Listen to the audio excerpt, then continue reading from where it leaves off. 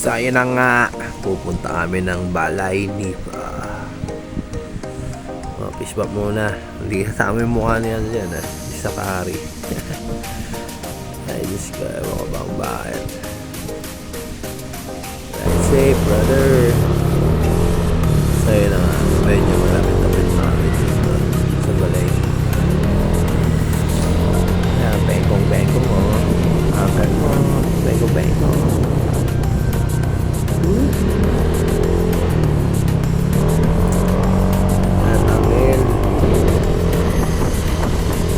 Ito talaga, seryoso na. Medyo malapit na yan. The curry!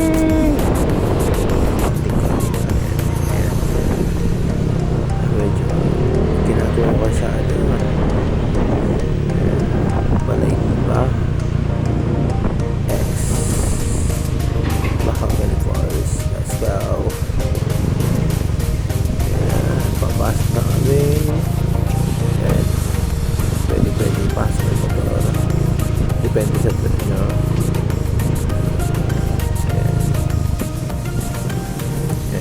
Uy, Lisa.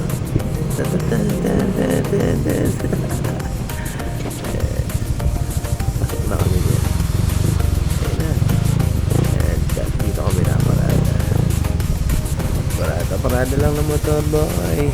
Ayan, isa-isip. Alright! Hindi na makasama sa Kari. Hindi kita dito. Yes. Pwede naman doon sa labas, sasakyan. Pwede rin Okay, motor let's go. Pasok tayo. So, ayan. Kakagising lang yan ni Kuya Kay. Ayan si Kuya Kay. Ano mamahala sa Balay Nipa. Ayan. Pinulot niya na nilipad na sticker. Diba? Siyempre, makatito Kay natin yan. Let's go.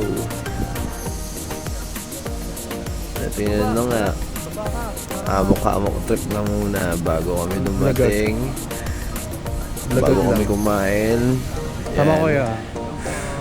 Medyo ano muna, pahinga lang. Ayan, hello Ate Agnes.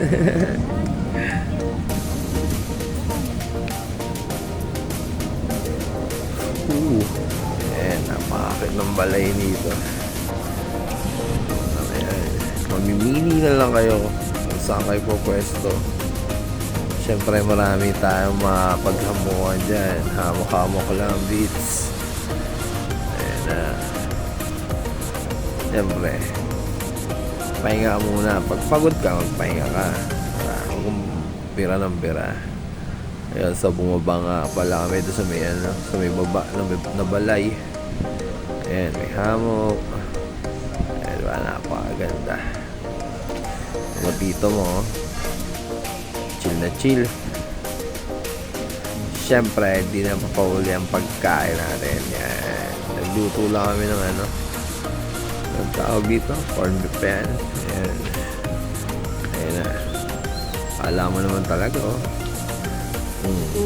Magaling ka, ayan, wrong turn. Alam mo dyan nung papuntang Mahogany Falls, Shea ka. Pababa na kami ng police. Let's go. Siguro mga sabi nga naman ni Kuya Kay nasa 2 minutes to 3 minutes yung trekking pababa tsaka yung pataas. Yan. Ayun na, malapit na kami. Kaya ingat-ingat kayo dyan. Medyo malalim. At ito naman, napakaganda na palinis, napakasarap ng tubig, malamig. Ayan. Talaga mag-enjoy rito sa falls na Mahogany Falls. Tsaka yung campsite nila, Mahogany Campsite, tsaka Balay Nipa Campsite. Yan, nagsama sila. Join together. Siyempre, nagbabad na ng paa ang kuya mo sa ang daming fish fillet, oh.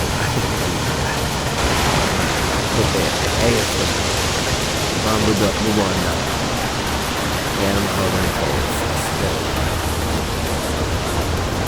Ay, dito na mas mahihilo na. Let's go. Siyempre nainggit ako. Kaya pinapapak ko na yung mga kaldo ko. Tampisaw ka na. Medyo nakakiliti siya, parang kuryente na may, grabe. Ang ganun experience. Kaya na, malapit akong umuwi. Maraming salamat, Balay Nipa. Napakalupit nyo. Sa susunod na pagmabalik, jamming tayo. Let's go. Salamat, Tito K. Ate Agnes, salamat.